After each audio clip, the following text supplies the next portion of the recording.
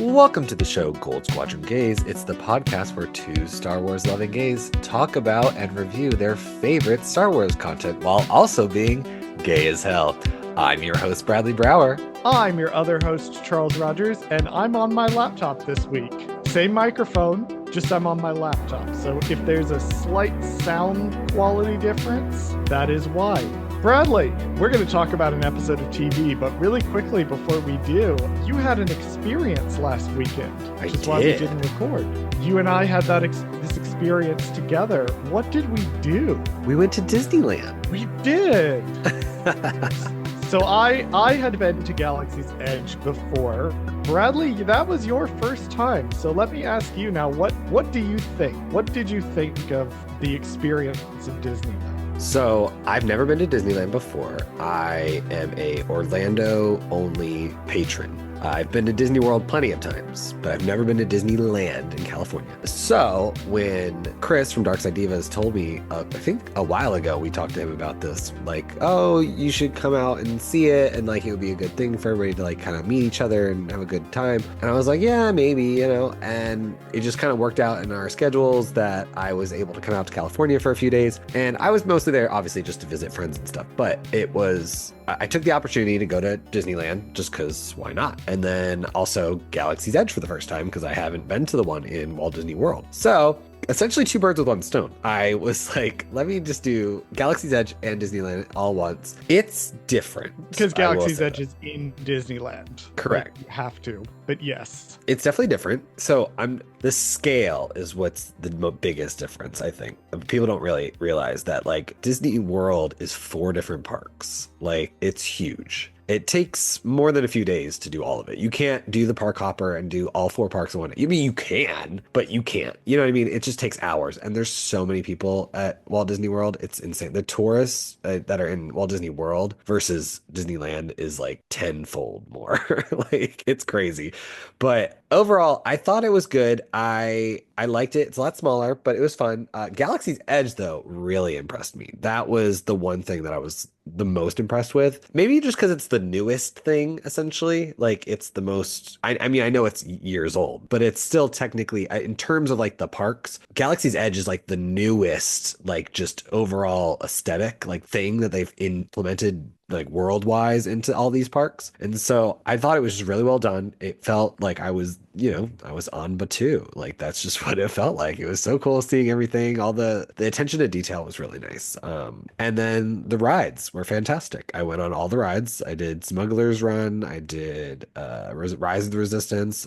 We did it at least twice. All of them. We did twice. We did. So that was great. I got us a lightning lane for Rise because I wanted Bradley to ride it. And then later on in the day, we had like an hour to kill and the standby was like 40 minutes for Rise. And we were like, what the hell? We'll just get back in the standby queue and do it again. And we also did the Falcon twice, which I think you and I did a pretty decent job of flying the Falcon, Bradley. I think so.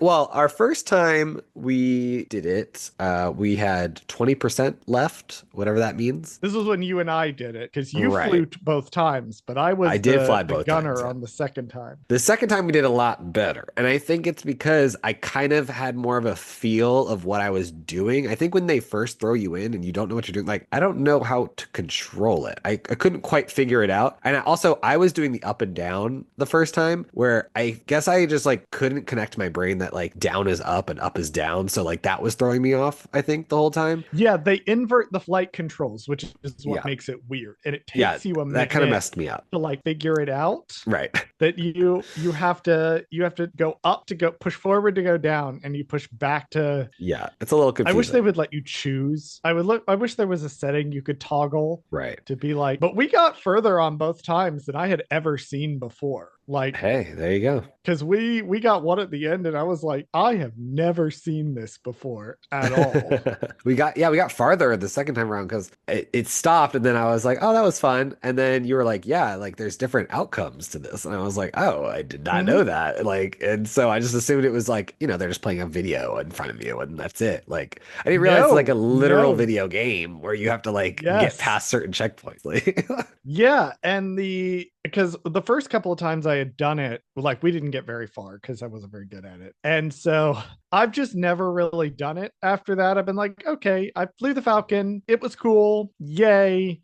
Not going to do that again. And then when we started doing it this time, I was like, wait, we're getting significantly further in the Falcon. So now I kind of want to do it more because, Bradley, I live very close to Disneyland. So if I want to drop the money, I can just go. Yeah, you could I know go it's very practice all nice. the time if you really wanted to. I I'd go mean, practice. Look, there would be an argument if I didn't work a 9 to 5 during the week to get one of those lovely California magic keys that let me go on like a random Tuesday when nobody's there. that would be so nice. I mean, I see why Chris got one because honestly, Right? that's like a genius thing. Especially if you just want to go just to like go to a restaurant or go to like inside the park just to drink or something. Like, you know what I mean? Like just I just want to go get that one snow cone or whatever it is. You know what I mean? Like you can just go in there and get it and then like leave. Like that's amazing. Go get another fizzy tauntaun, Bradley. That's right. There you go. Which, by the way, I like how you tried to like trick me into thinking that this was like I this really crazy drink, and I got it anyway. I did. The guy spoiled it for me, unfortunately. The waiter giving the mandatory safety briefing for the fizzy tauntaun did give away what I was trying to do to Bradley, unfortunately. I could not replicate my own experience of accidentally inhaling the foam on my first drink. I will say though, they kind of fucked me over though because like they give you all this foam, but then they don't give you a fucking straw. So like, and I saw That another was girl very like that funny. had a straw, and I was like, okay, so he just forgot to give me a fucking straw. It took me like an hour to drink that fucking drink. Anyway, Olga's Cantina, that was Anyway, cool too, I guess. that was cool too. Oh my Yeah, goodness. I And I don't think know what that's like my least favorite thing out of the whole experience, actually. was Oga's. Yeah, because I don't like one, it's too small, and then two, I why do agree. I have to stand around? Like I want to sit down and relax. Like this is like standing room only. Like what is this Yeah, bullshit? Like I hate that. every other time I've gotten a boot. It's been so weird. Every other time I've gone Yeah. into Oga's, they've been able to get us a booth. And this time they had us stand up. And it does get uncomfortable after a while if you get in there. Yeah, there are definitely some things that like maybe they should go in and make some modifications. And one of them is definitely please make Oga's bigger, slightly larger. Yeah, it just needs to be a little bigger, I think. I don't mind the experience. I just think it just needs to be bigger. Like they're just, I like anything. Bigger is better. There's But, not enough. you know. I also don't know what sort of insane theme park riz you had going, Bradley, but you set out. So we were with a large group of people intermittently throughout the day. People came in and went, but my boyfriend was there pretty much the whole time. And my boyfriend is like the kind of person who's like, I want to do every single thing I possibly can. And unfortunately, Bradley went into this with the same mentality. And I don't know what sort of insane theme park riz Bradley has, but we did actually successfully manage to ride most of the big ticket rides while we were there. It was kind of impressive how many we were able to do. Yeah, because I think the only things we didn't do, one thing was just under construction or whatever. So we obviously couldn't do that. That was the Thunder Mountain Railroad or whatever. Yeah, And that then was closed for like an update, so we right. couldn't do that So we one. couldn't do that. And then anything we didn't really do was just like the baby stuff, like really for the most part. I mean, it was like, the little train ride or whatever, like the silly stuff that like it's not real rides. Like that's what we didn't really do. Everything else we did twice at least. Like so, I mean, I had a great We did a day, great lot of them. weather, everything. It was just a perfect day for going to the park. Yes, Bradley definitely got the full Disneyland experience when he was traveling over from the East Coast to the West Coast. And speaking of people traveling to places that they aren't normally to have an experience, what are we talking about today, Bradley? It's not just your trip to Disneyland. That transition was a choice. Speaking of choices, today Transition from my transit. Fuck you, Bradley. Fuck you.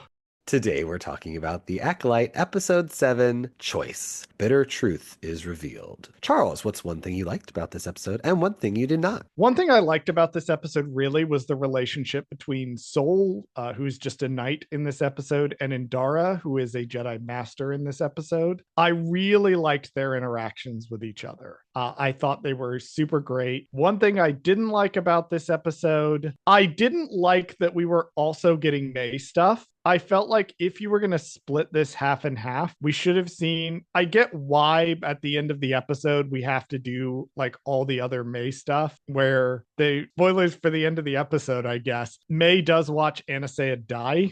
So I understand why that had to be in this episode, but some of the other scenes with May where like the stuff with her in Coral battle and things like that, I felt like really should have been in the first episode. It really should have been delineated between the witches and the Jedi, and maybe only keep that one confrontation in the courtyard just in this episode. But everything else with May, I felt like should have been in a different episode. I feel like we'll talk about this at the end of the episode. I feel like there's a really good story in Destiny and Choice separately, but where they chose to draw those lines was not, I felt, the strongest choice of where to draw those. Bradley, what about you? One thing you liked and one thing you did not. One thing I really liked about this episode, anytime they did kind of get Soul's. I mean, this was really Soul's story. This episode was mostly supposed to be his story. I think they did a pretty good job of keeping him in the focus. I agree with you that there is a little bit where they tried to go back to the witch's perspective, and it was like, okay, no, we don't need that. This is supposed to be just strictly the Jedi's point of view.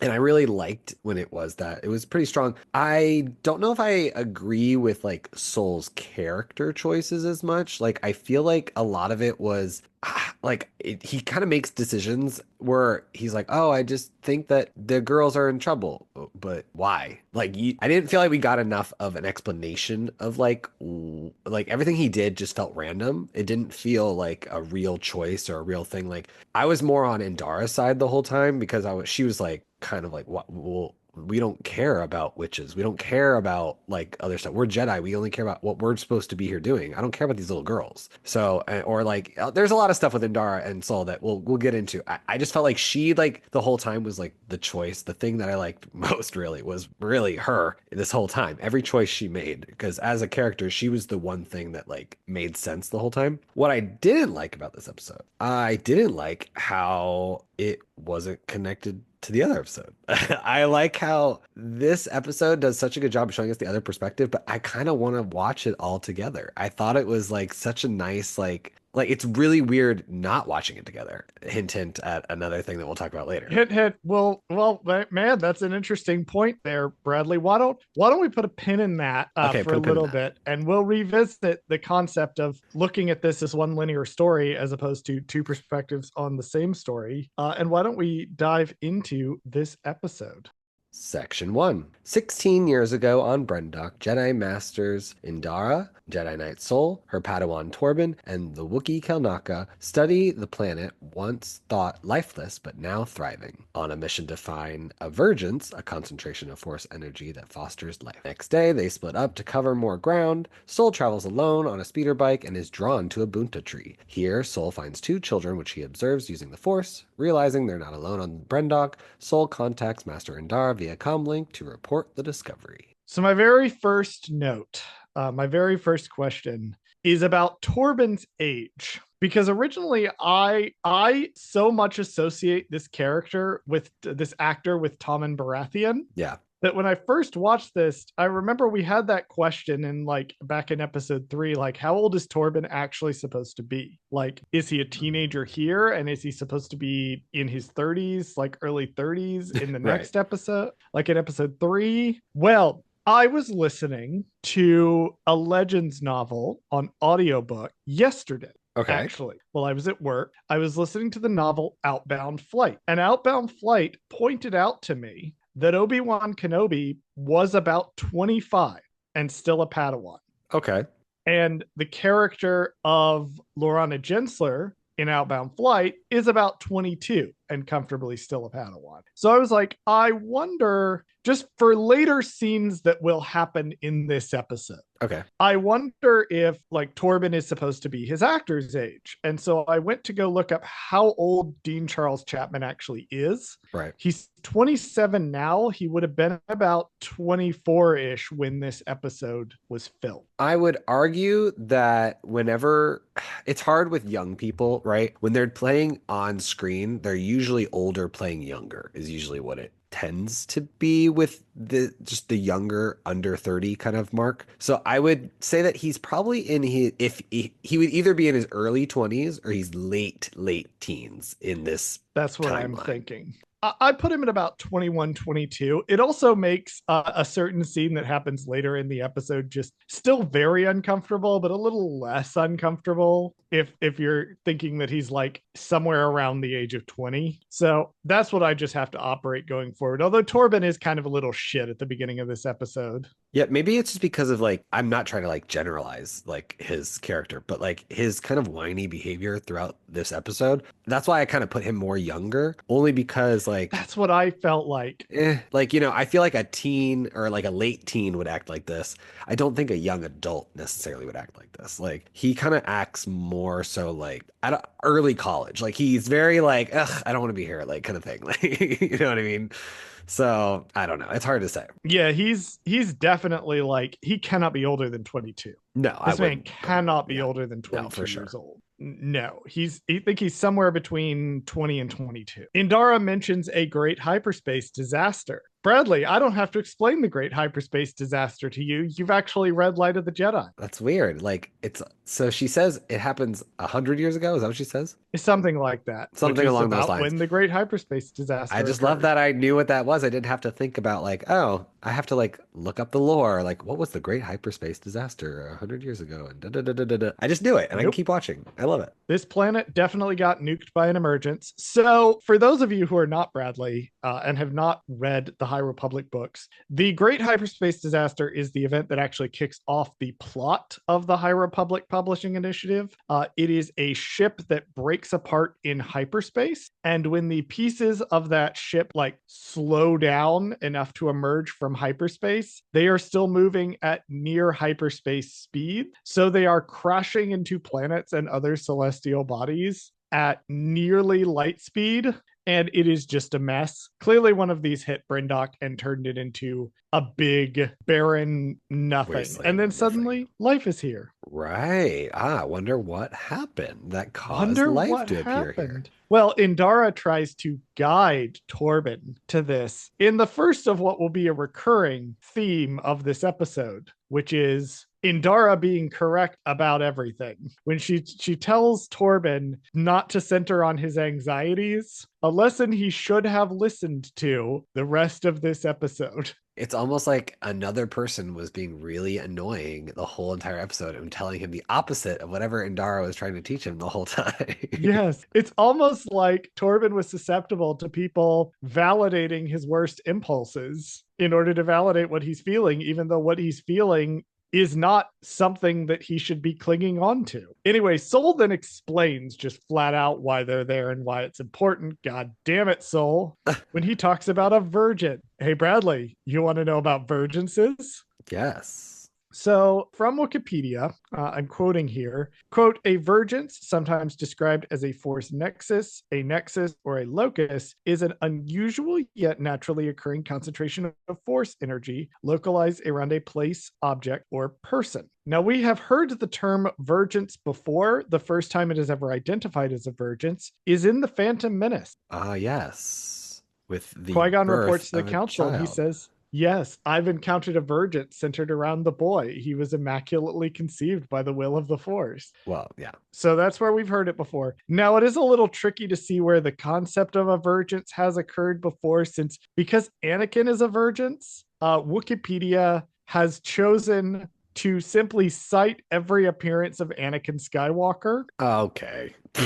as an instance of a vergence appearing, maybe which maybe does like when make he it was born. slightly difficult Yeah, to no, I don't research like the that. concept. I I don't don't know like that. why they have done this, but they have simply chosen to do it this way. That's really strange. so But okay, whatever. I mean, I it's- can't tell you. I can't tell you where else another instance of a vergence has occurred offhand, because Wikipedia has, for some reason, decided every appearance of Anakin counts. Yeah, I would argue that like a vergence is like the act of it happening, and then Anakin would be like the result, right? Yes, Like that's I what don't I think would argue as I don't well. think Anakin is a vergence. I think a vergence happened, and then Anakin is the byproduct of said vergence. Yeah, Does that make vergence are sense? these very strong concentrations of energy, Right. which, yes, I don't think Anakin counts as the concentration of energy. I think the Right. concentration of energy produced Anakin, Thing. which are different things.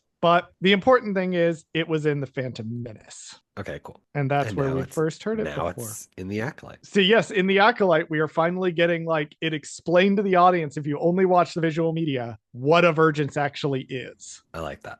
After Soul, basically, did you watch the pilot episode of How to Get Away with Murder, right? Yeah, I think so. Okay. Do you remember that opening scene where they're kind of introducing all the characters and Viola Davis's character like asks the main character a question and he doesn't know how to answer and another student answers and Viola Davis is like, never take another learning opportunity away from another student, no matter how smart you need the rest of the class to think you are. I don't remember it like you do, but yeah.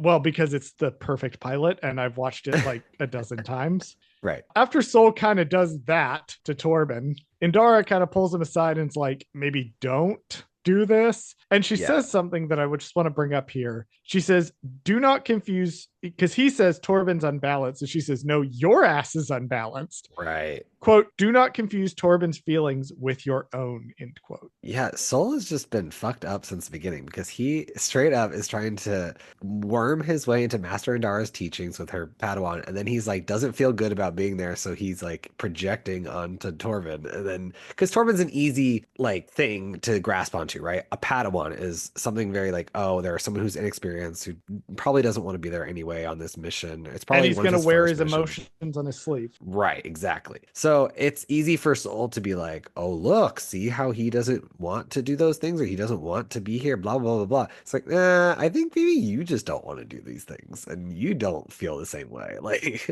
yes, this will be an ongoing thing for Soul to where because he won't acknowledge that he feels emotions himself. And this will come up again in the last episode. Soul won't acknowledge that he feels emotions himself. So he will project those emotions onto other people instead of saying, I feel unbalanced about being here. It's Torben's unbalanced. I'm just trying to help him out by validating everything he already feels, which is also what I feel. But Indara, who's a great Jedi Master, is not falling for any of this. Like, the stuff she says about teaching is like she's trying to teach Soul how to be a teacher. They won't give him a Padawan. He doesn't have one. And she's trying to get him to a point where they're going to give him a Padawan, which is what he wants. He wants to have that emotional connection with somebody. And she's like, until you learn how to have that mentor student relationship, they're not going to give you one. So she's, bless her heart, she's trying. She's really trying. yeah, I feel really bad that she dies in the first episode because this episode was really like her episode, essentially, like her actually getting to do stuff and having agency and like doing a lot of things that we get to see. Because in the first flashback, we don't really see her too much. It's because it's supposed to be May's kind of perspective. This time we get a lot more of Indara. Perspective. I'm sorry, Osha's perspective. And this time we get a lot more of Indara. And I feel like this is where like she truly shines in the show as this episode. And so it just fucking sucks that she's dead in the first episode and that we're not going to get to see any more of her after this. It's just like sucks because she's such a good fucking character. Anyway, you can read the Indara and Vernestra book with the horrible cover, I think later next year, which I will when does be that reading. come out? That is a good question. I can actually Google the answer. Oh, okay, good. As they say in my family, I have Google in a brain. That's like one of the few ones where I'm like, oh my God, I have to read this. Really anything Acolyte related. We'll probably do an episode on it, to be honest. Yeah, because I feel like we're really hungry for more Acolyte story. Like we just need more. So I feel like anytime to expand 2025. May 6th? It'll be May 6th. Yep. Okay, great. So Soul, the whole scene with Soul, like kind of following the girls. I just want to point out, this is my last note of this section. It's really alarming how close Soul was able to get to the two girls without anyone seeing him. Because he's able to get real close. Yeah, he's only like 100. Yeah, he's only like 100 feet like away from them or so.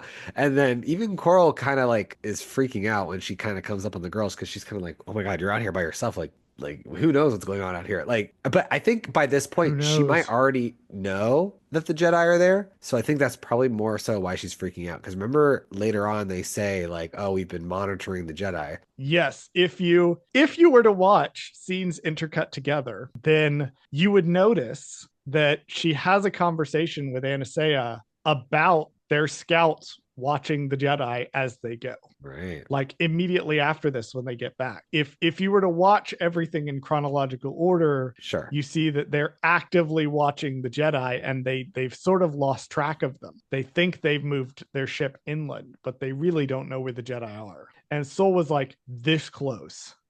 Section 2. Sol follows Mother Coral and the twins to the Brendok fortress. He climbs the fortress, sneaks in, and sees Mother Anastasia training Meg and Osha in the Force.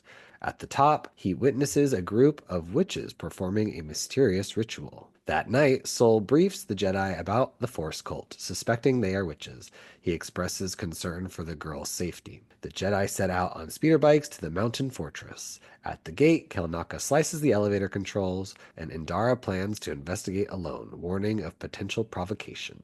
Sol convinces her that they should move as a team. God, I love the music in this show so much. The music when Sol is climbing is Oh yeah, fucking rad. it's almost like operatic. Like it's very like It's very Star Wars. It's yeah, very Star Wars, yeah, this it's so music. cool. Yeah. Oops. Sol was the mysterious sound that we heard in the That's sequence right. where, and again, if you watch these scenes play out, the moment that he enters, like, is the worst possible moment for him to watch this lesson, which is so interesting because he comes in at a specific point where the girls have frustrated Anastasia into lashing out when she's been really patient up to this point.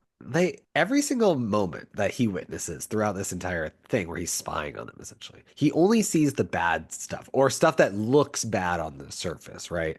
Like you said, the part where she's training them, even to the part where like he sees the witches looking into the hole that we talked about a couple episodes back.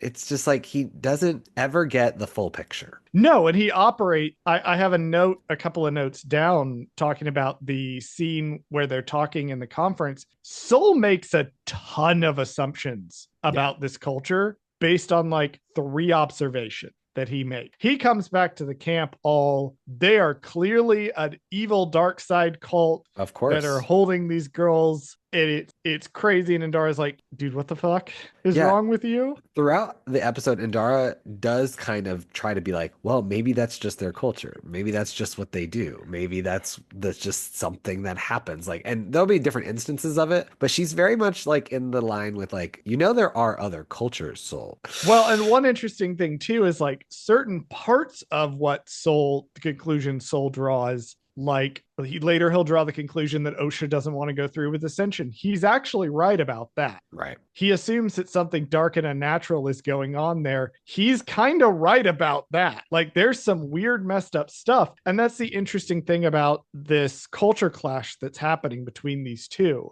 is that it's not a narrative where the Jedi are entirely good and this other group is entirely evil, but it's also not a narrative where the Jedi are entirely the bad guys and this other group is entirely innocent and did nothing wrong. It's a tragedy in the lack of understanding between the two, but also both groups ideologically have beliefs that come into conflict with each other. Just like the Jedi and, hey, we get a Night Sisters mention. That's right. Torben's like, oh, they're obviously Night Sisters. And then Indara wisely says, well, Night Sisters don't give a shit about children. So, No, they don't raise kids. yeah, she's And like, so I'm like, what? I was curious about this because, yeah, I don't remember there being any Night Sister kids. I don't recall that being a thing. No. So that just raises more questions about the Night Sisters. Yeah, Like, because we does know that make they, the Night Sisters worse? Like in some way?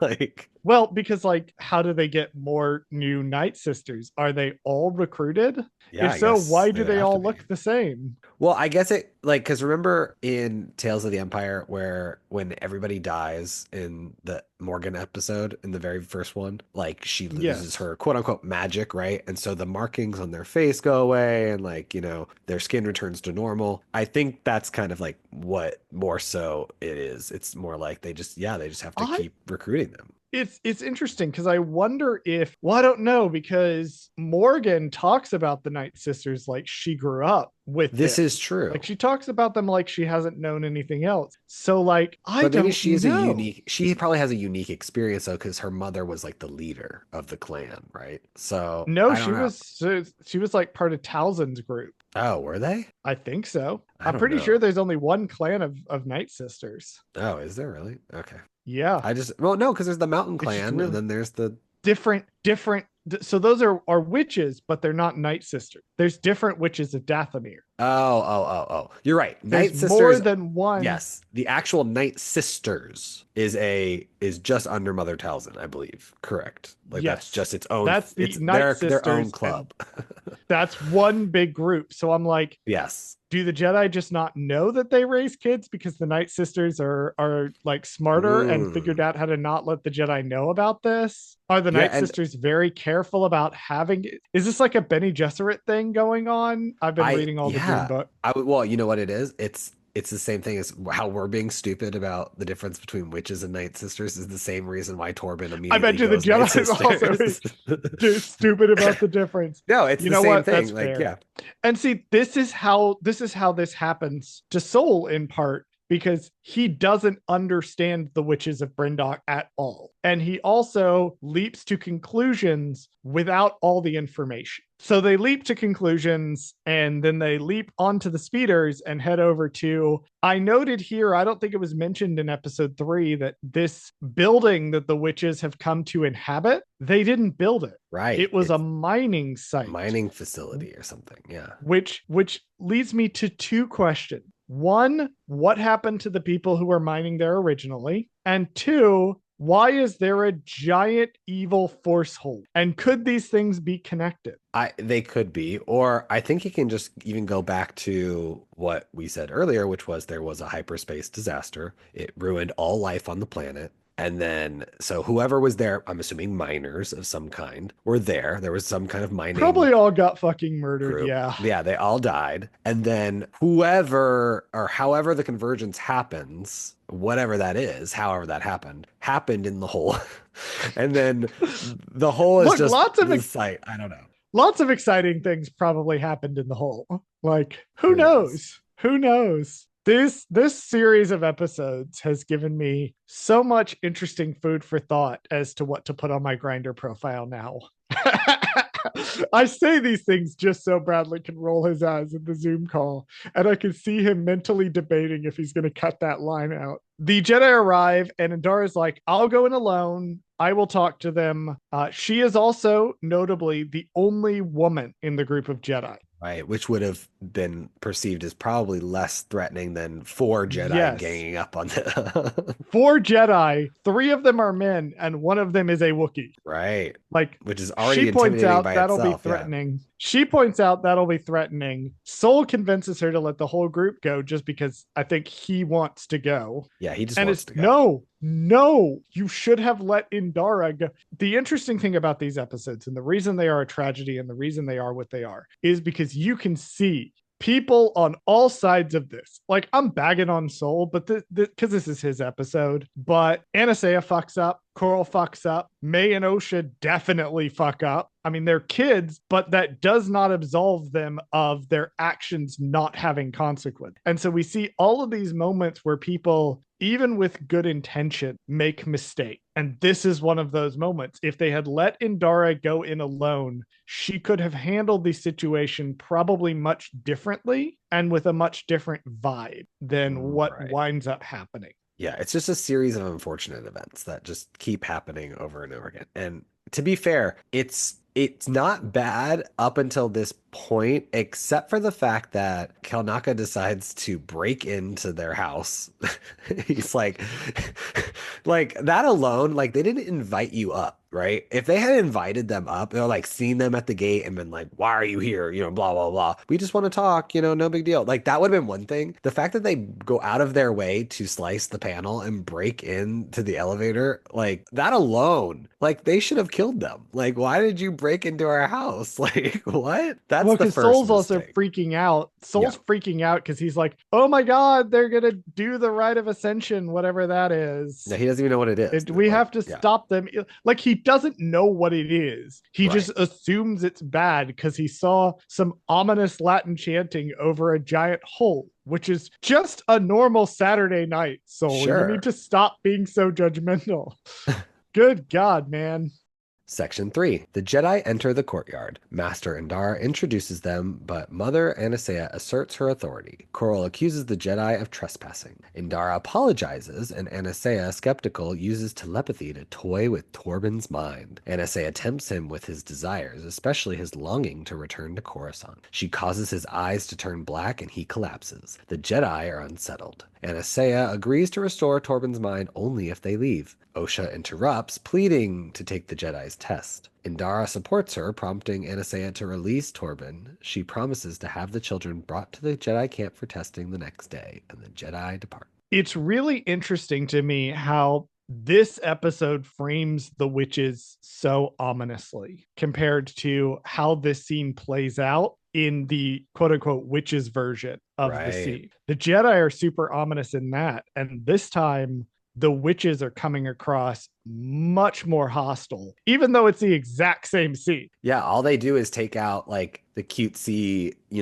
ceremony stuff in the beginning. And then it's just straight up, they're all just defensive all of a sudden. Like, they're like, why are they so defensive? Like, it's like, it's really, they did such a pretty interesting job of showing us these different things because I think when we watched the first episode, it was very much like, why the fuck are the Jedi here? They shouldn't be here. This is a private ceremony. We're doing our own thing. Like, they're interrupting us.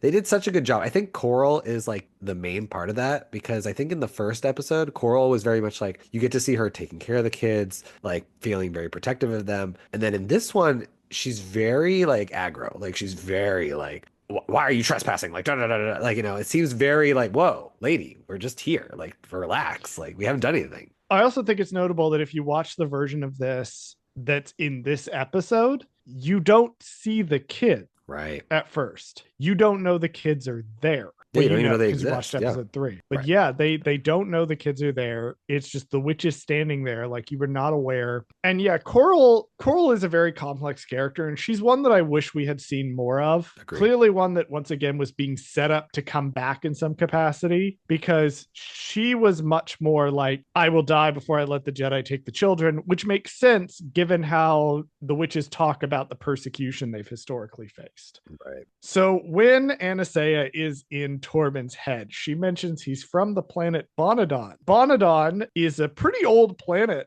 It has first appeared in the 1979 EU novel Han Solo's Revenge. Oh. It was canonized in a Fantasy Flight Games roleplay box set called Star Wars The Force Awakens Beginner Guide. Okay. So it's kind of an old deep cut Star Wars reference. That's where Torben is from, and we find that out while Anastasia is creepily in his head, fucking with his brain. I'm on Anastasia's side for most of this episode. However, I don't think she should have done this. This is probably her biggest offense right here. This is the moment where Anastasia demonstrate kind of how these witches, none of these witches, there's people online who are either like, they basically have the argument that May and Osha have in episode 3 where they're like, the Jedi are good, the Jedi are bad, shut the fuck up. Neither one of these sides is completely morally pure. And even Anastasia, who arguably is the most like reasonable character on the witch side of things, even she's kind of doing some weird dark side shit here. Because like, not only does she get inside Torben's head and is doing like a mind control thing, but like the terminology that she's using where she's basically trying to tempt him away from what his master says and being like, I don't know why you listen to her. I would never keep you from what you want. I can give you what you need. And it's like, what the fuck? Actually? Yeah, this is weird. Really questionable.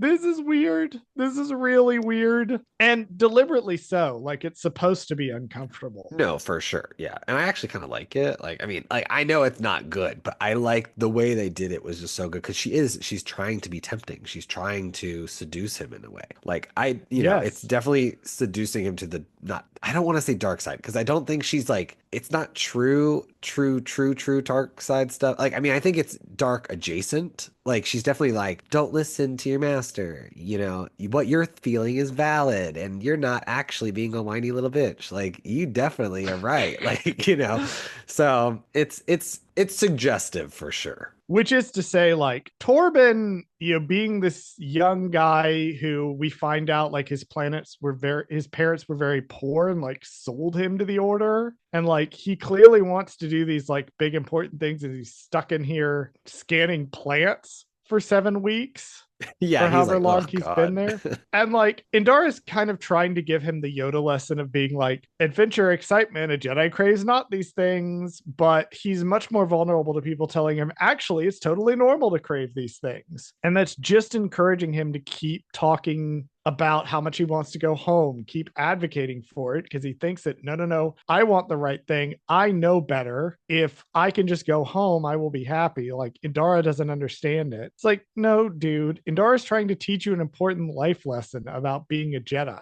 Like it's not excitement and adventure. Sometimes you are going to scan rocks for weeks at a time, and that helps people. And you have to find fulfillment in what you are presently doing right now. And Anise is being like, well, if you just give in to your desires, which is funny too, because Torben giving into desires is kind of the final domino that fucks the whole thing up for everyone forever. Yeah, I think this is like the first part that this is the first step of the end right here is because like she's planting this inception, this seed of like just, you know, follow your desires, right? Like just whatever your impulses are, like that's you're right. You're probably right. You want to go home? Whatever you can do to get home, that's what you should do. Like she kind of seeds that in his brain right here, and that'll stick with him into the rest of the episode, which is the Yep. problem later on.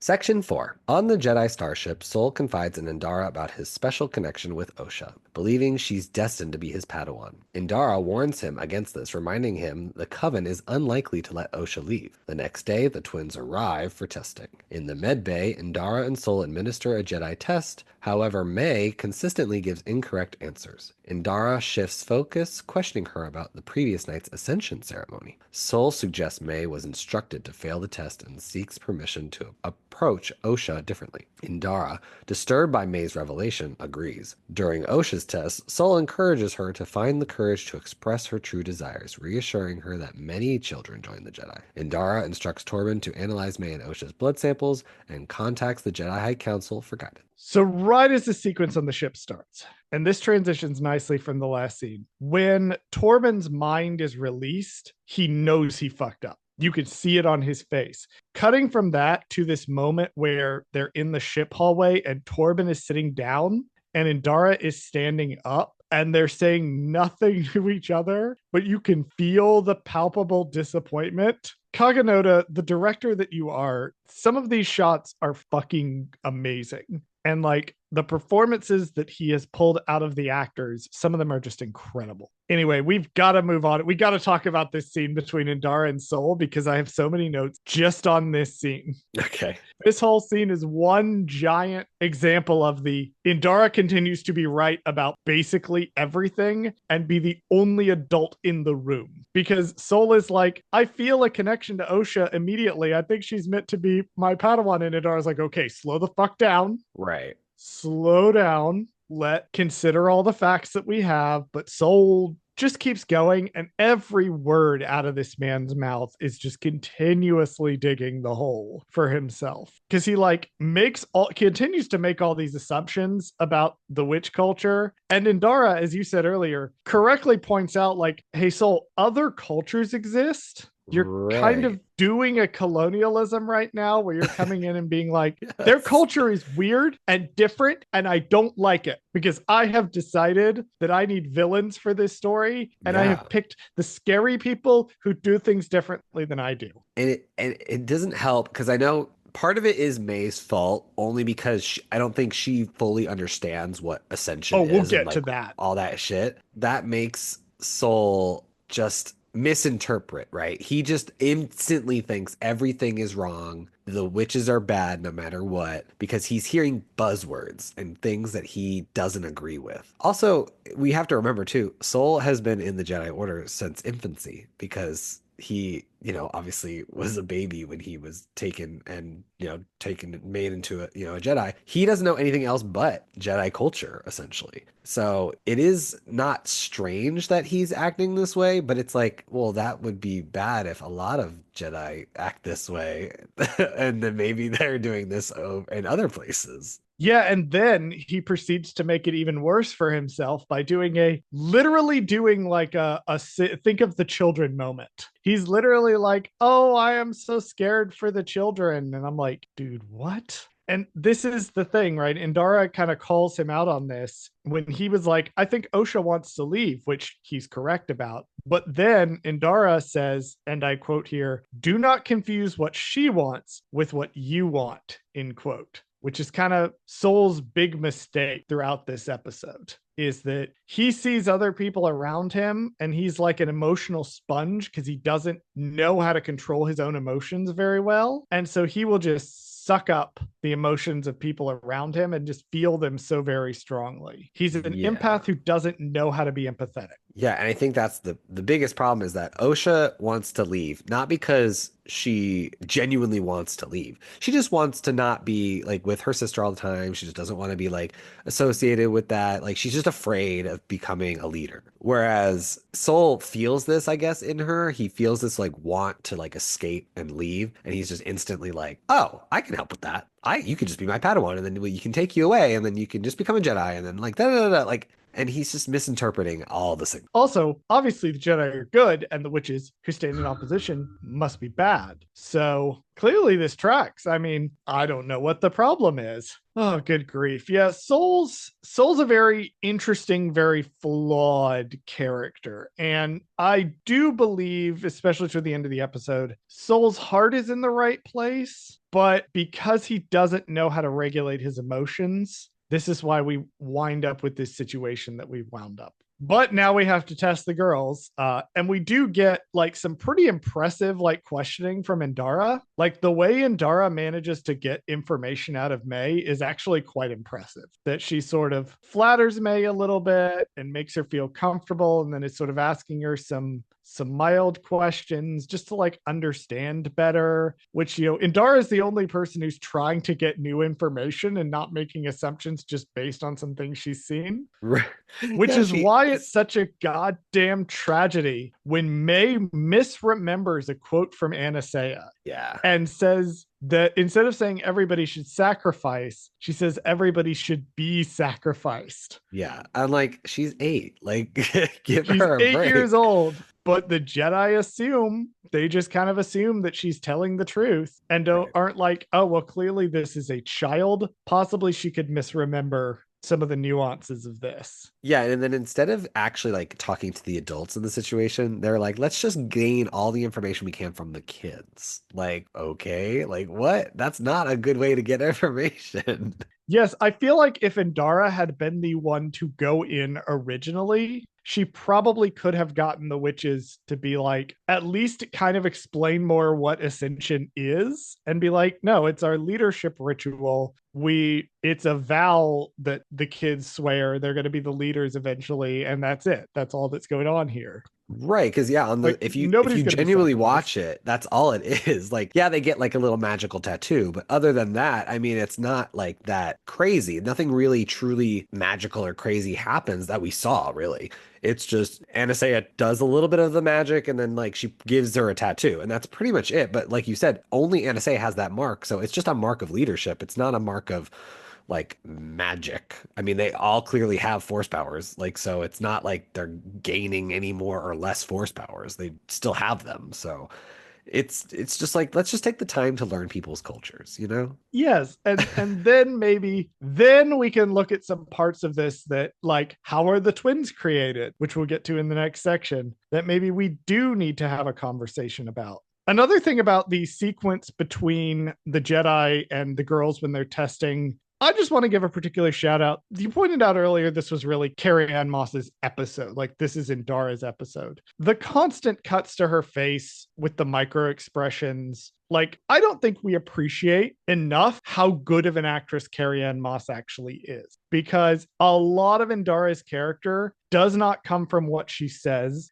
You can watch her slowly realizing that the situation is spiraling more and more out of her control just in her facial expression. I also want to point out that the way that they frame the scene where she's like, I'm going to call the council, where she's behind the glass and Torben's next to her, and then Soul is on the other side of the glass. So we have all three in the shot without actually having to position all three bodies in the shot is genius. That is an incredible use of space. Like, from a directing standpoint, that shit had me on the floor. It was so good.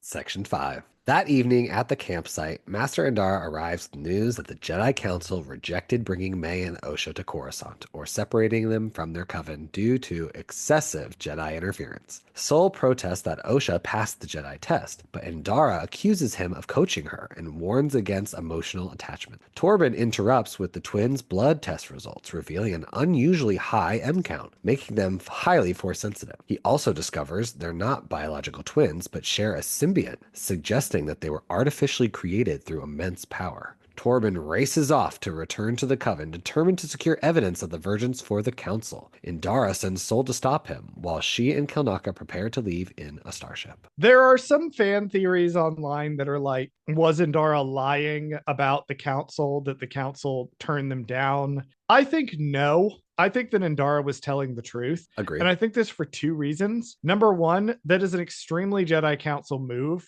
to say, no, you motherfuckers have interfered way too much. You need to stop. Because the Jedi Council does tend to be very conservative in what choices they make. They tend to want to encourage minimal interference. And so this completely tracks. Also, one thing that has not really come up in this episode, but did come up in episode 1, these kids are too old. I don't know if she says it here or maybe it's later or something, but there's a moment where I think Indara says, I think they're too old anyway. Like, it doesn't really matter. Like, they weren't going to let them. They're too old. Yeah. I think it's actually here. She says, they're too old. The council's never going to let them come regardless. They're just too old. Right. And it's not enough that Sol wants to get them out. He specifically wants to train Osha as his Padawan, because Indara is completely right. Sol has formed an emotional attachment to Osha based on literally nothing than his unregulated feeling. So it's not just enough for him to be able to get these girls away. Again, it's almost a vaguely colonialist mindset. It's not enough to get the kids away. The kids also have to be trained in our specific way of doing things. It's an immensely fucked up thing that he's talked himself into in his brain. Yeah, he doesn't, I don't know if he realizes it, but like he's going about it, like he thinks he's doing this like super like amazing sacrifice thing that he's doing, like he's saving their lives kind of thing, with little to no evidence that anything bad has actually happened to them. And he is like, he's just got this savior complex where he's like, oh my God, I'm going to help them. I'm going to train them. I'm going to make their lives better. And it's like, or they're happy where they live and they have a family and you're taking them away from their family. And it's this terrible thing that you're doing and you don't realize that. Like, he can't let go. And that's the antithesis of the Jedi philosophy, is the Jedi philosophy is when you feel a feeling, you acknowledge that feeling, you let it wash over you, and you let it pass. There have been multiple times that Sol has been told no over the course of this episode, and he will not accept that. He will not let that pass. And we're going to see that's going to go really badly. But we have to mention, talking about the Phantom Menace, we have to mention M count. Ah, yes, the high M counts. The high M count, because that's totally a measure of, it is actually a measure of how strong someone has the potential to be with the Force. But yeah, yes, they have high M counts. I don't know why people are mad about M counts, because honestly, if anything, like it's just like a measurement number, right? Like that's all you need to think of it as. It doesn't have to be like this super creative thing. It's just measurements. The way that I have always, George Lucas and I disagree on the interpretation of the midichlorians. He loved midichlorians. He thought that like the microscopic world and the cellular world was like the coolest thing ever. And like he took this very seriously. My headcanon interpretation is that the Jedi relying so heavily on things like M count is more of a sign of how they've lost their way of becoming less spiritual and more scientific. Although I will say one of the High Republic stories is a like detective noir story that they do. And they actually use M counts in that story as a forensic tool, which is easily one of the coolest uses of the concept of midichlorians I've ever seen. Like they're using it for investigations. And I went, oh, that's actually like brilliant. Gold star to Daniel Jose Older for that. But yes, they do get M count. This is a reference to the Phantom Menace and the infamous midichlorians. It is very nice to see a show calling back so much to the prequels or calling forward ahead to the prequels, and particularly the Phantom Menace. Yeah, this one, I mean, I knew they were gonna kind of do that in this show, but it's just nice to see because like it just connects everything. I think the problem with this show is that it is the most disconnected from the rest of the franchise in not in a bad way, but like in a way that like they needed to do more connections to things where they were like, well, because it's so far in the past that you just kind of, I think that's what's gonna honestly the problem with this other movie that they're kind of trying to like pretend might Dawn actually of the happen. Jedi. Right. That may or may not Yeah. happen. I think that's also going to suffer from the similar problem where I think you're jumping so far ahead that you're now disassociating with like what we know timeline wise. It's kind of like with American history or something like, or like just global history in general. Like, right. Like we know a good bit, obviously, about like closer to what we're currently living in. So if you consider like the Star Wars franchise as like world history or even just US history, you know what I mean? Versus the prequel or the sequel era, which is like Plus now, the you know?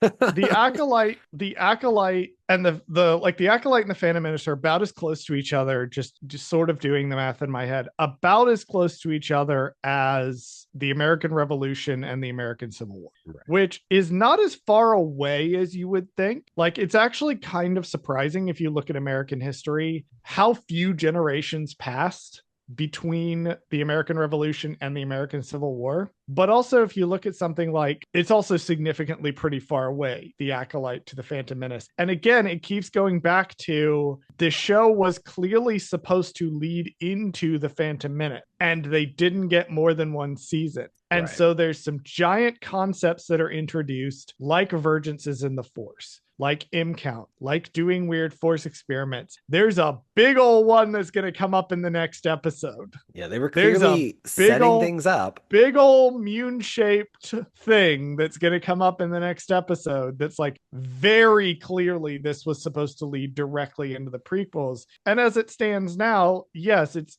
somewhat connected, but it's also disconnected in a lot of ways. Speaking of the Phantom Menace, we finally do get an explanation for what the twins are. They were not immaculately conceived by the Force. They are one person that was split into two with the power of the virgins. So they were one baby, and then Mother NSA split them into two babies, like two full. For some reason, we don't know why. For some reason, we don't know why she did this. I think it has to do with their philosophy, which, if you remember, their philosophy is the power of two is stronger than the power of one. The power of many is stronger even than that. I think it has to do with the power of two, that she wanted to create a new leadership that was two people who would be stronger than the one. Interesting. My final note for this segment is Torben, you idiot. Oh, Torben.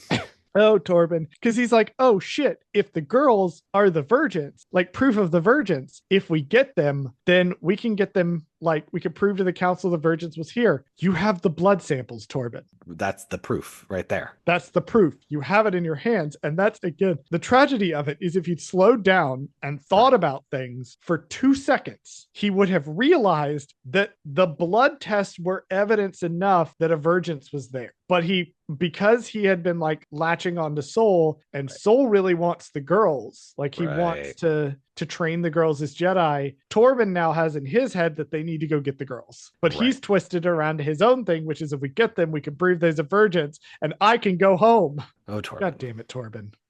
Section 6. At the Brendok Fortress, tensions escalate as Osha and May argue. Osha tells Anastasia she wants to become a Jedi. Meanwhile, Coral encourages May to channel her anger to stop Osha from leaving. In the witch's common room, Anastasia announces her decision to release Osha to the Jedi, despite objections from the rest of the coven. Elsewhere, May, filled with rage, sabotages the elevator controls, trapping everyone inside the fortress and rallies the witches to prepare for an attack. Outside, Sol catches up with Torben at the elevator. Realizing it's disabled, Sol uses the Force to locate May, overhearing her telling Osha they cannot leave.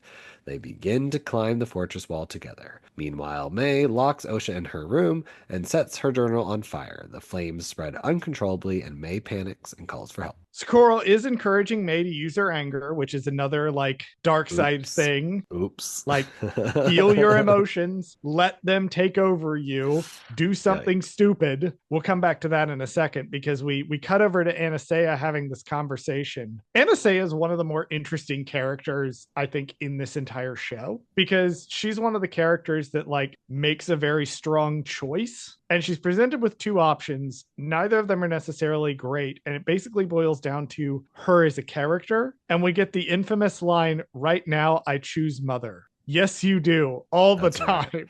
That's a good ass line, by the way. That's a good ass line. That is a good ass line. Meanwhile, May smashes up the thing. And I want to talk about Mother Coral for a second here. Okay. And what she's doing in this scene. There are some people online. I am not going to say who, but it is multiple people online that were really like, these are people that really liked Sol generally. Okay. And wanted to find ways to blame other people more severely for what happens in this episode. Now, I'm not saying Sol is the only person to blame, but he does share a hefty amount of the blame. Right. The only person I think gets away from this episode without any blame, or at least very minimal blame, and we'll get to that at the end, is Indara. However, there were some people who were like, oh, Coral went off the deep end and was trying to convince May to like do violence. Like people looked at what May did with the book and be like, Coral was encouraging her to attack her sister. No, the fuck she wasn't. Are that's you not blind? what happened. No. That is such a bad faith argument too, because it's like, oh shit, how can we like completely ignore all of Coral's character up to this point? Right. And just assign her way more blame so that we don't have to really examine how Sol was responsible for this. No, I'm not cool with that line of thinking because clearly all Coral wanted was May to keep Osha contained. Right. It's not so much as like hurt her or do anything too bad to her. It's very much like you need to protect her is what she's really saying. You need to use your anger, and if your sister is not going to make the right choice, you need to make it for her by force if necessary. Yeah. Because she tells Anastasia in the courtyard, she says, I would rather die than let the Jedi take my children. Children, plural. Right. She's not throwing Osha under the bus here. She's not instructing May to attack Osha. She's instructing her to do whatever necessary to keep Osha in place. Right. And so Coral, you were right earlier in the episode, I think, when you said Coral is very aggro. And I do think it does have to do with the persecution that they suffered. Right. But we can't look at her and say, like, everything May did was Coral's fault. No. That's a ridiculous assertion. Well, it's complicated because... So, like, I think what Coral does in this episode is she gets May to realize, like, oh, if I use my anger, my power is more strong. So, therefore, I can actually get Osha to stay like I want. Because that's what May wants, ultimately, is for Osha to stay and be with her. So, when May goes to Osha and she's like, you need to stay, whatever. She, locks the door. And then she's like, I'm going to burn your journal because the journal is a symbol. She's not burning it to, like, set a fire. She's burning it to be like, the Jedi suck. Like, I'm showing you, like, what you drew in your journal, all that stuff sucks. Like, this is not your future. The witches are your future. Then she accidentally drops the lantern thing and it spreads. That's a different situation. She gets freaked out because she's like, oh, fuck, fire. Some people have pointed out, like, May has the line in episode 3 where she's like, I'll kill you to get you to stay, et cetera, et cetera. She's 8. Yeah, that's not I'm going to keep coming you can't back to take her this. that She's literally. 8 years old, and nothing she does in her. Yes, if you look at episode 8, her saying this very unfortunate, like hyperbolic kid phrase, Right. and then following it up with what OSHA doesn't realize the door is accidentally lit on fire, because in episode 3, she just kind of turns and looks at it and it's on fire. Right. But in this version of it, you do actually see like how the door ended up on fire. And that was May just being dumb and not realizing that setting something in her hand on fire was a bad idea. Right. It's Again, this she's tragedy on 8. top of Yeah. tragedy. Yeah. Yeah, she's an 8-year-old who accidentally lit something. Oh, she didn't accidentally light on fire. She lit the journal on fire on purpose. But then she doesn't realize that, oh, the fire gets bigger. The thing gets closer to your Yes. hand. Yes. Hot. Well, in this Yeah. version, we see what happens. So, hi, everyone who said stone doesn't burn. How did this happen? Yeah. We're going to have a talk about how this happened, because we're going to play a fun game that you can do with a piece of media, right? You watch it with your eyeballs Uh-huh. and you comprehend the information on the screen, and the visual information tells you what happened, because May lights the book on fire. The book catches fire way too quickly. She realizes, oh shit, I am holding fire in one hand and a lantern in the other. In her efforts to shake the book out, she knocks the whole thing out of her hand. And then, catch me on this, oil spreads across the floor. Yes. And yes, stone does not burn, but the oil on the stone definitely does burn. And there are multiple shots where you can literally see where the oil stops, the fire stops, because that's how fire works. And then, because of the splattering of the oil, and because of how high the flames are and where the oil splashed, you can see the fire get into the electronics, which electronics do burn. It gets into the electronics. You can see them like sparking and the wiring catching fire. And that's how the fire starts to make it to the reactor later in the episode. Is it goes through the electronic. Does it spread unusually quickly? Possibly, but here's where we're going to get some anecdotal experience. And Bradley, you might actually remember this. Okay. I was in a house fire when we were in school together. And I was crashing at a friend's place and a water heater exploded and the building caught on fire. Now, luckily, I was still half awake when the fire started. My friends were asleep. I was half awake. This thing moved so quickly that it was like a central staircase, and then it kind of wrapped around the back, and I was in the back. The fire was in the next apartment when I got up out of the bed and went in to the bedroom and woke my friend up. By the time we managed to just get around to the stairs, it was already over us. Like, it was literally coming behind us. That's how fast a house fire spread. House fires are not slow, particularly if they have something to catch on to. So, like, we had to run for our lives. I can fully believe that this fire spread very, very quickly through the walls, particularly if there's a lot of if this is an old mining facility and there's a lot of dust and there's a lot of gunk up in it. I can absolutely see this spreading through the mechanics so quickly with no suppressant system that it would reach. And then we see that the reactor explodes and several things that causes a chain reaction. Several things throughout the facility explode. So that's how the fire started. If you watch with your eyeballs and process the information, it actually makes a lot of sense. Do you remember me coming to class 2 days later and Covered in soot. my eyes were still bloodshot. No. I had inhaled smoke and my eyes were still bloodshot. Yeah, there was a week where I was showing up to class and my eyeballs were red. I thought you were going to say I was still with covered in ashes when I came to class. No. No, I did not show up to class covered in ashes. I just thought that you would have looked been like that. No, I do just kind of look like that. I am that pale. I avoid the sun, Bradley. It's how I keep my youthful appearance. Section 7. Torben and Sol reach a mountain plateau near the Brendok fortress where they face Anastasia, Coral, and armed witches. Sol asks about the twins' origins, and May interrupts them asking for help. Everyone attacks at once, causing Anastasia to attempt to protect May. She begins to form into a black smoke. Sol, afraid, stabs her. In her dying moments, Anastasia reveals she planned to let Osha follow the Jedi. Coral urges May to flee. Torben defends himself against the witch's arrows, and Sol hesitates to fight Coral. The fire where May started causes explosions throughout the fortress. Coral, using her powers, disappears with the archers, taunting the Jedi. The Coven possesses Kelnaka, who's nearby, and he attacks Sol and Torben. In the fight, Kelnaka nearly kills Torben, knocking him out. Indara comes to the rescue as she knocks Kelnaka down and uses the Force to counter the witch's telepathy, driving them away and causing them to collapse and die. She sends Sol to rescue the twins. I want to talk about Sol's line, "We come with noble intentions," followed by Anastaea's line, "Someday those noble intentions you all have will destroy every Jedi in the galaxy." That's crazy. That's crazy, because she was so right. So I'm wondering, is she saying this like facetiously, or is she saying this like, I've had a literal vision and I know what's going to happen in the future? I think she's saying it facetiously. I don't think Okay. she's had a vision of. Okay. She's just saying, like, if you continue to act in these ways, eventually it will be the downfall of Eventually, the Jedi, you is will what she's destroy saying. yourself. Okay. That makes sense. Is somewhat accurate to what happened. They Right, just yeah. need Palpatine to orchestrate a situation. This is the beauty of the Clone Wars, right? Palpatine didn't necessarily destroy the Jedi Order.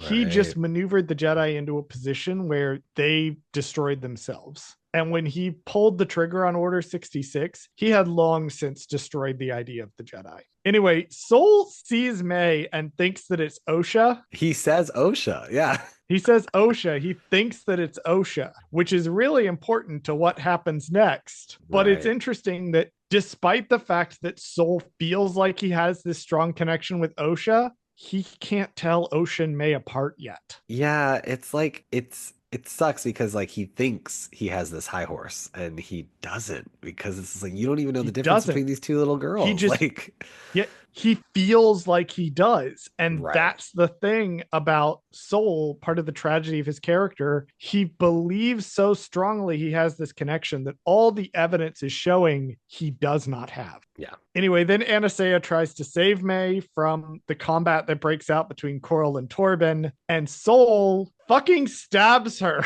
with his lightsaber. Okay, so this is probably the only time in the entirety of the show that we could give Sol a minute bit of leeway here, because what Anastaea is doing in this exact moment where she's turning into this like evil smoke monster looking motherfucker thing, I can kind of give Sol a little credit. However, he's wrong because he's wrong to do this just in general, but it does look suspicious. I will give him that. It also looks like, remember, he thinks May is Osha, so it looks like Anastaea is like vaporizing or absorbing Osha into herself, and like he just assumes that any magic he doesn't recognize is like this dark evil magic. Sure. That the girls must be protected from. And no, that is not the case. I also find it curious too. So he stabs her while she's doing this thing. Why is he able to stab her is what I want to know. Because when he goes to stab, there's nothing where he's stabbing. It's like it's gone. Like she's already been smoke-defied or whatever. So like when he goes, she's not really gone yet. Smoke-defied? Yeah, I don't know what you sound like. You sound like Galinda. I know. I'm going to start incorporating all of it. It's very confusifying what happens in this moment because I'm going to start using Audian slang, by the way, because it's so much fun to use. So it is so fun to use. It's so fun to use. No, but in this moment, it's very confusifying because he does stab nothing. And then it's like, oh shit, he got her somehow. I don't know how that works. Like I think the simple answer is the plot needed him to do it. Yeah, fair enough. Like I'm sure Pablo Hidalgo or someone could explain it. Like this is not a critique, but I do believe that it is because the plot needed. Sure. And you can make an argument like, oh, maybe she hadn't totally turned into mist yet. Right. Maybe she was still half there and enough of her essence was there to be stabbed, et cetera, whatever. It's the plot needed her to get stabbed with this lightsaber. So yes, sure. This is the big dark secret of Bryndock, is that Sol was the one who murdered Anastaea over a misunderstanding that was like misunderstanding upon misunderstanding upon misunderstanding, compounding upon each other. But at the end of the day, he's still responsible for his own actions. And he still actively made the choice in this moment not to trust Anastaea, but rather to assume the worst was happening and do violence because of it. And Anastaea is even like, then, you dumb bitch.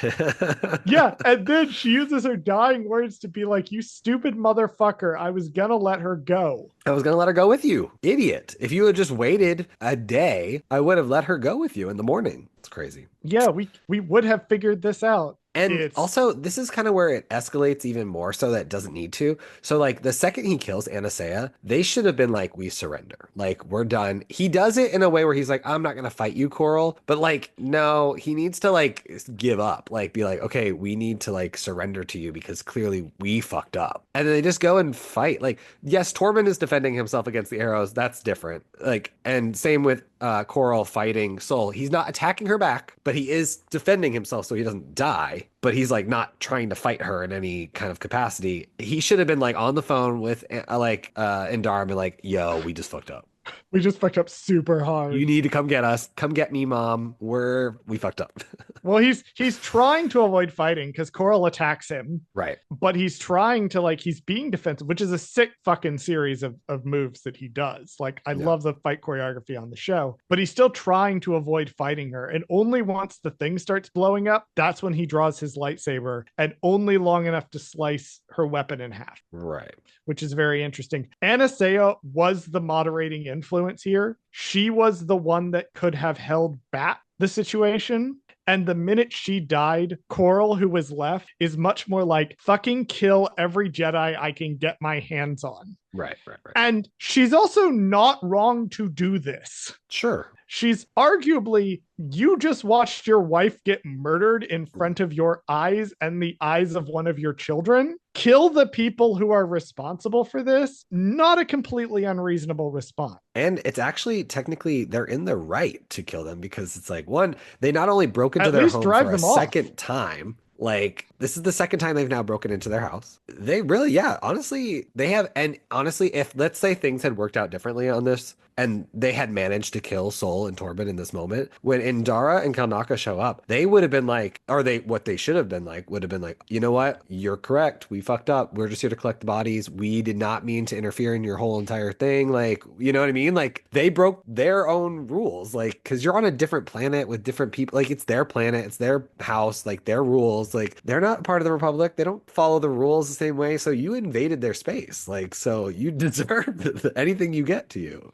Star Trek likes to make fun of the Prime Directive, but the Prime Directive exists for a reason, and it's partially this. You, at least to my understanding of the Prime Directive, which I've not watched a lot of Star Trek, you don't go in and interfere with what other people are doing. And like from Sol and Torben's points of view, like it does make sense that they would look at this and see villains in the shadows where arguably none exist. But on the other hand, they took no time to learn about any of this. And they both acted so rashly in these moments that it was just a massive shit show. It was just a massive shit show the whole way down. I do have to amend slightly something I said in episode 3. Osha is hearing the explosions and the screaming because of the explosion. She's not hearing all the witches die. Correct. That was my mistake. I didn't realize that until so that was the thing Charles fucked up. No, no, but to be fair though, from the perception that we got in episode 3, there's really, we wouldn't have necessarily not known that. We wouldn't have known. We just unless you heard like watch all the explosions and scenes in screams. chronological. Yeah, unless you watch all the scenes in chronological order. I was gonna say maybe if you were to do that, you would be able to find maybe if you were to do that, you would see some stuff like this. Uh-huh. This wasn't that. But anyway, Coral then fucks off. Bye, Coral. Would love to see you in season 2, but unfortunately, we are not getting a season 2. So this is where your character ends. You and a bunch of the witches fuck off. Yes. Unclear. I think they said they had potential plans for Coral later on, but like they haven't greenlit season 2. Yeah, no, they clearly had plans for this character. I mean, we can speculate a little bit because we don't know if they'll ever get a season 2, so we can kind of speculate. I think that this would have set up, like in most shows, like this sets up your season 4 or season 5 villain, right? Like something that happens very early on in the show that we come back to much later after like the main plot has kind of run its course in the first 3 seasons. They can kind of be like, oh shit, remember that person from season 1? Well, guess what? We never saw them fucking die because here they are again. And I feel like that's what they would have done. They would have brought Coral back to be this kind of like big villain of the show. It would have been a fantastic arc. Yeah, she absolutely would have shown up, and it would have been interesting to see her as a sort of third party between the Sith and the Jedi. I agree. Because the first season very much has like these one-to-one dynamics to where it's the stranger and the Jedi and then the witches and the Jedi. And I feel like having all 3 groups in the same situation would have been very interesting. Some of the most interesting stuff in the High Republic's phase 2 really is when you have multiple Force orders involved in the same situation. animation. My next note, and I am quoting verbatim, and this is in all caps: "Sick Wookiee Jedi fight. Torben gets his face absolutely fucked up.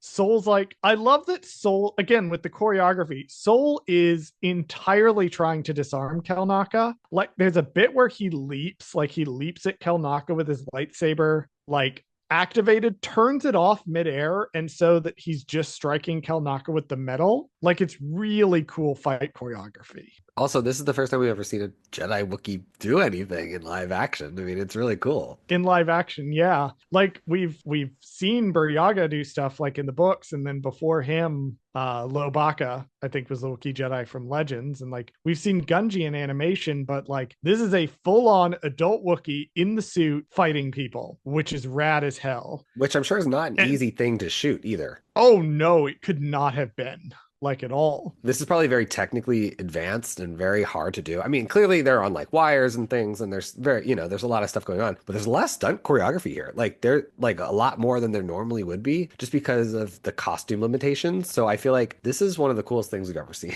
Oh yeah. And then fucking Carrie-Anne Moss hopping down and getting her legs around him. And my note literally says, "Oh, hi Trinity." Like this whole fight is sick. This is just a sick fight. And you can feel like every time Kelnaka swings or hits something, you can feel how strong he is. Like there's a moment where he punches the wall. It's like a metal wall, and he like breaks it. Like it's just like he punches at Soul, and his hand goes through the wall, and you're like, holy shit. Like, yeah, we know Wookiees are strong, but like, Jesus Christ, a Wookiee Jedi? Jesus, oh my God.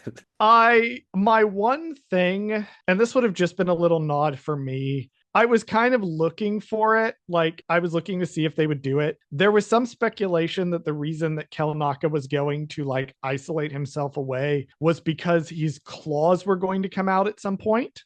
In Legends, Wookiees are not, I think in canon too, Wookiees are not supposed to fight with their claws. If you fight with your claws, you get exiled from Wookiee society. They call you a Mad Claw. Oh, interesting. Oh, is that what Chrysanthemum is? Actually, yeah, let me see if this is this made it over to canon. I feel like I've heard that before, so maybe not, but I might have explained it. that's true. Maybe when we were doing Book of Boba Fett coverage, you brought it up. Yeah, not really. I can't really find it just from cursory looking. It's mostly a Legends concept. Yeah, I can only find a Legends article for it. But yes, in Wookiee culture in Legends, if you fought with your claws, then you would be cast out from Wookiee society. And so that was sort of a fan theory that was going to happen that I was kind of hoping would come true. But it didn't. Well, hold on. I mean, stayed in. I don't know if it did or did not. I mean, Torben's eye does get scratched. His face does have a scratch mark on it. I checked that shot specifically. Okay. Kelnaka's claws are inside of him. Okay. It's just his hand. What's fucking up Torben's face is actually being slammed into the wall. Ah, okay. His face gets fucked up because he's slammed into the wall. Then Indara accidentally kills all of the witches. Yeah, this part was like, oof. Which I can't lay in her feet necessarily because... Yeah, what else was she going to do? I mean... What else was she going to do? She needed to break the hold on Kelnaka. She had no way of knowing that hold was going to kill all of them. I think, for me personally, this is who the second Remember It tattoo is for. Oh, all the I think it's for all the witches she killed on Bryn Dot. That would make sense. Because she wipes them all out. And even though I can't necessarily blame her for the actions that led to that, she is a Jedi, and it has to suck to know that she killed all these people. Finally, I want to shout out our buddy Eunice Sutomo, I think is how we say his name.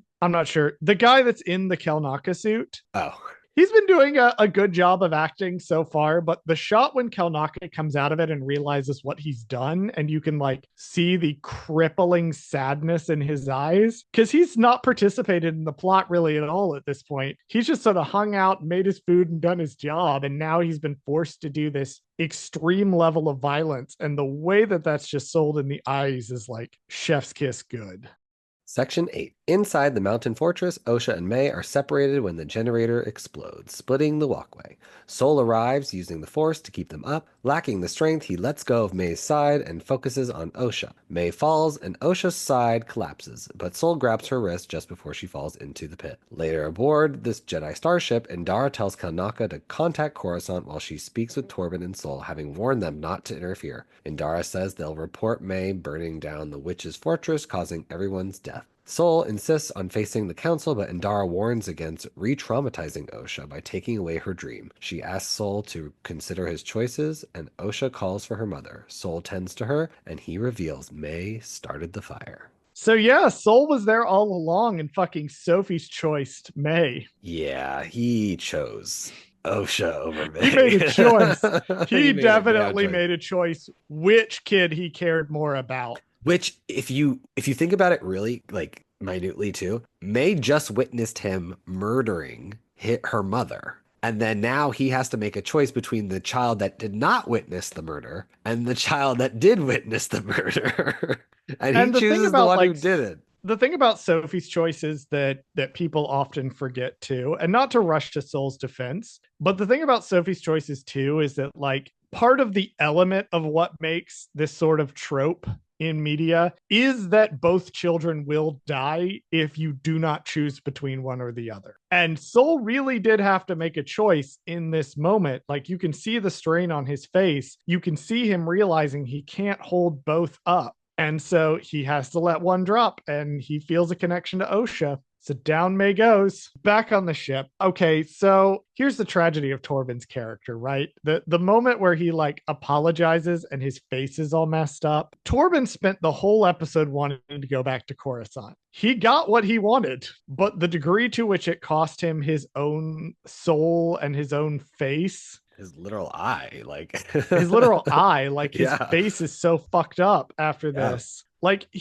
we've been bagging on him a lot in this episode, but he's a really heartbreaking character because he is very young. He just wanted to go home. He let that overwhelm him, and he got a lot of people killed. And I do see why he takes the poison in episode 3. He's guilty of all of this. Like, it's really, or episode 2. And if you look at it, it's everything really is at a point it's his fault, right? Like, obviously it's not overall his fault because it's mostly Sol's fault, but it's his fault in the sense that he is the reason why people died. Because had he not acted irrationally and ran to go get the girls or whatever, they would have just come the next day. They would have gotten Osha. They would have went back to the Jedi Council. The Council would have been like, oh, there's a convergence. There would have been a whole thing. Like, it all would have worked out no matter if he had not done what he had done. The only difference is people died now. Because none of those people would have died if Torben had done anything. If he had just let it all go, everything would have been fine. And you can tell the weight of responsibility that he's putting on himself now because of this too. Because Dean Charles Chapman is an excellent actor. You can tell that Torben knows all of this. Torben is blaming himself for this. And the tragedy of it partially is that he's not wrong to do so.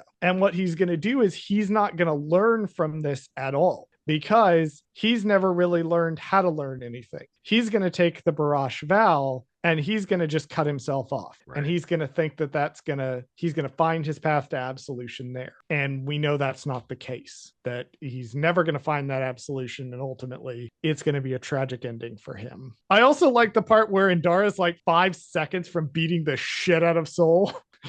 That was really funny, actually. She's so done with his ass. She said, "You motherfucker." So done with his ass. Like, and here's the thing, right? This is another bad faith thing I hear with people trying to shift responsibility off of Sol, is people are like, oh, well, Indara was the one who decided to cover it up and blame May. And we'll particularly come back to this in episode 8, at the end of episode 8, with the concept of people being really mad that a character decided to blame another character for things that they didn't do. However, the thing with Indara is, like, what the fuck is she going to do? Right. Yeah. I don't understand. Like, what other option does she have here? Like, genuinely, the choices are lie, let the one Sol survivor continue her dream, hopefully help her get over it a little bit, or tell everybody what happened. Soul gets extremely reprimanded, possibly kicked out of the order. Osha's definitely not going to be taken for Padawan training. The one thing she had to cling to, we just killed her entire family. And by the way, the only people she knows in the entire galaxy now are the people who wiped her family out. How is this the better situation? It's not. And so Indara makes this unfortunately very, very morally gray decision to do this. But unlike a lot of the others, it's the rational choice. And to be fair, she's not doing it directly either, because I think she does say, she's like, we're going to tell the council that May started a fire. And then we're also going to say all the witches died because of the collapse of the mining facility, right? The fire is just a cover, really, if you think about it, because they don't have to say, oh, the witches all mind melded together and controlled Kelnaka and tried to kill him and blah blah blah blah. You know what I mean? Like there's so many details there that are so annoying that they would have to give to the council, that the fire is just like a nice kind of bow to tie everything up. Like, oh, the fire started, it killed everybody, it made the facility collapse, and that's the reason why everybody died. No, there's no nefarious thing going on here. It's just there happened to be a fire. May happened to start it. May is now presumed dead. Therefore, it's okay to blame May because she's dead. No one to blame. Yeah, and it's really easy to shove the blame on somebody who is not there. You know, I have a little joke that I do at meetings sometimes. If something goes wrong, I'll say, well, it's almost always the fault of whoever isn't in the room currently. Right. And sort of the same thing is happening here. And then Soul, you know, because Soul is entirely driven by his emotions, and now the emotion he's feeling is violent guilt towards himself, is like, well, now I must be punished. I must report what happened to the council. And Indara's like, think for 30 goddamn seconds. Right. She says, ask yourself why you made this choice, which the episode is called Choice. There's a lot of choices that are made in this episode. But ultimately, yeah, we see that he decides to go through with it and lie to Osha. And I think too that if he had like defied Indara and told Osha the truth, that Indara probably would have gone along with it. But ultimately, Soul too was complicit in this lie. Right. Because I think partially because Indara was right and it would have taken everything away from Osha, partially too because this is what Soul wanted. He wanted to train Osha. Well, and on the flip side of that, what you're saying is, you know, if Indara had not concocted this, like, you know, cover up, essentially, it would have created May in Osha. Inadvertently, they create May anyway because May survives. So they leave this girl alone on this planet to stew in her emotions and the death of her mother. And then she is coerced by somebody on the dark side and is able to be trained and then turned into this killer. The same thing probably could have happened to Osha if they had just told her the truth. She would have been orphaned. She would have been on Coruscant by herself. Somebody theoretically could have found her, a dark side person, and trained her. And like it's a cycle. Like no matter what they would have done, they would have created this May or evil version of Osha, which is insane because like no matter which way you slice it, like May would have been created either way.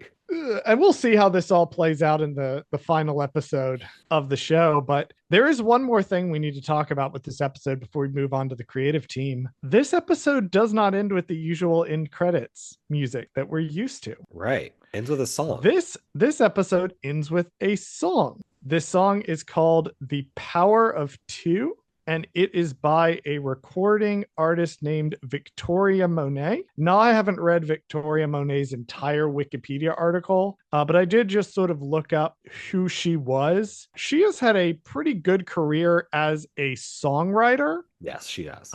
Working with a whole bunch of people. Bradley, you're more this type of gay than I am, so you would probably know some of her music. However, she just released her own first album in 2023. Right. Yeah, she's mostly known for being a songwriter. I think most recently, she's from Atlanta, but she most recently did her first true album she just released. So yeah, yes. Last year. So apparently she received 3 Grammy Award nominations for her work on Ariana Grande's Thank You Next. Mm-hmm. So she's worked with Ariana Grande significantly in the past. Oh, and she's worked with Blackpink. I love them. Yeah. All right. Who wrote and directed this episode, Bradley? So this episode was directed by Kogonada, and again, he did direct the last flashback episode as well. So he's returning to do this one.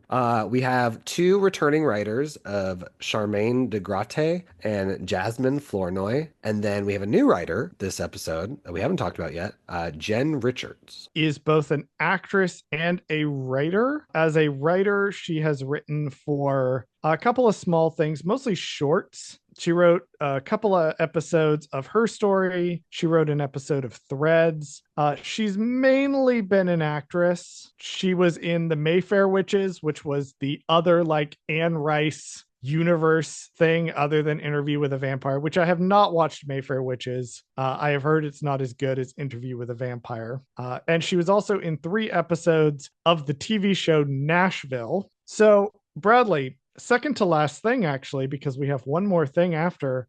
What are your final thoughts on this episode? My final thoughts on the episode are this was the better of the 2 flashbacks, I believe. I think the first flashback episode leaves out information on purpose for obvious story beat reasons. But this one did such a good job of filling in like the motivations and things that we needed from the Jedi side. I think having Soul's like perspective on the story is so important because otherwise it's just a tragedy and we don't understand why anything's happening. And because we get to see all the missteps that happen in this episode, like you can even pinpoint the parts where, well, if they had just done that differently, if they had just done that differently, like we would have had a way better story in the end.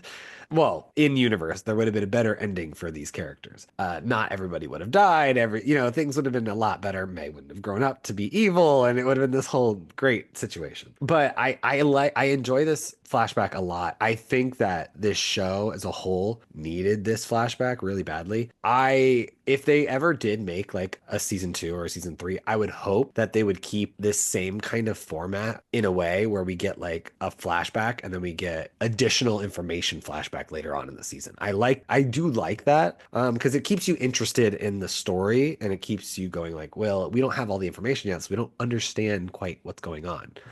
And I think this was a good episode. I think overall, this is one of the strongest of the season. I think it's a really great episode. And like I said before, this gives Indara a chance to shine and actually be a character other than just Carrie-Anne Moss is cool in the first episode. This is like gives her stuff to do. And she's an amazing actress. And so she gets time here to really showcase that. 2 of my favorite things to watch on stage are the musical Sweeney Todd and the Shakespeare play Macbeth. One of my favorite books of all time, eclipsing even many non-Star Wars books, is Matthew Stover's Revenge of the Sith. I fucking love a tragedy. I love a story about fucked up people trampling over each other and absolutely fucking everything up for everyone in their stupidity, which if you've read anything I've written that's publicly available, you will know that is a thing that I also really, really enjoy. I fucking love this episode. I bag on Soul and Torben and Coral so much.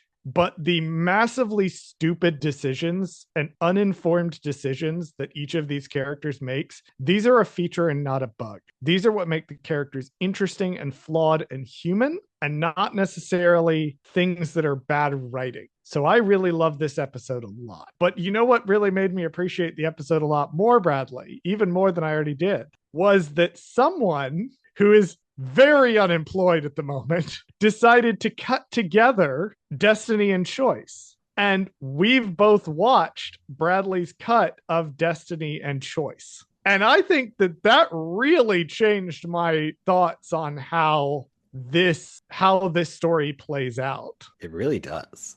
Because like you didn't necessarily include everything. Like I noticed that there were some like intercutting shots that you were guys, when I tell you Bradley's editing skills are top tier, like it's incredible. I knew that different scenes were coming from different episodes, but there were points where I genuinely could not tell where he was cutting between the 2 episodes because like, he did this happen in nailed. this part?